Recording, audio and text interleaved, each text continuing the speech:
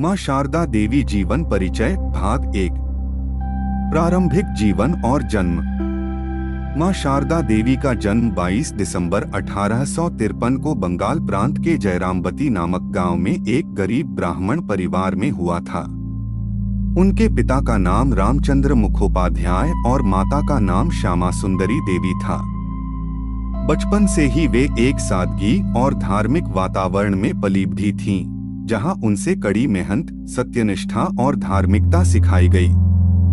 उनका बचपन अत्यंत सरल और पवित्र था, जिसमें वे घर के कामों में और पूजा पाठ में मन लगाती थीं।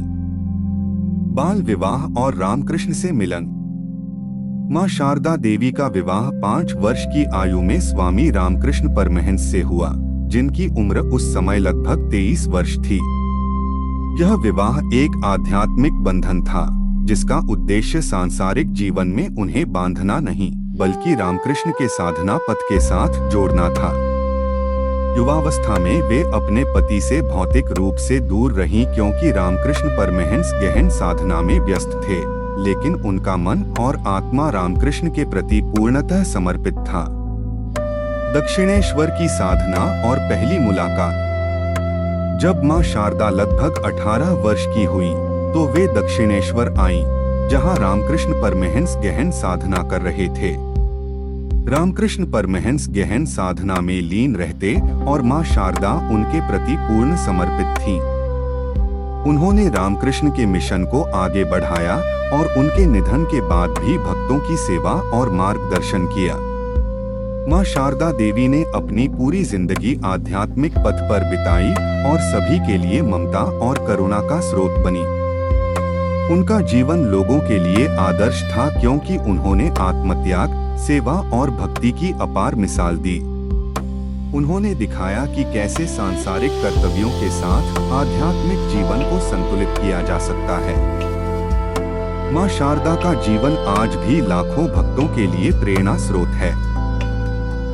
यहाँ उन्होंने रामकृष्ण से पहली बार आधिकारिक रूप से मुलाकात की और रामकृष्ण ने उन्हें स्नेहपूर्वक स्वीकार किया। इस दौरान मां शारदा ने रामकृष्ण के गुरु के रूप में सेवा करना और आध्यात्मिक शिक्षाएं ग्रहण करना शुरू किया। वे रामकृष्ण की पहली शिष्या बनी और अपने दैनिक जीवन के साथ साथ आध्यात्मिक प्रतिबद्धता को भी पूरा करती रहीं।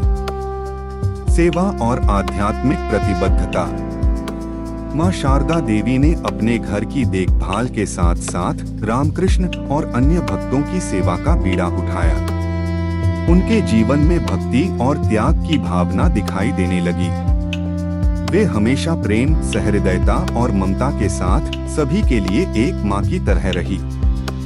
उनका व्यक्तित्व कष्ट सहने वाला, धैर्यशील और समर्पित था। वीडियो को लाइक, शेयर और चैनल को सब्सक्राइब करना ना भूलें। धन्यवाद।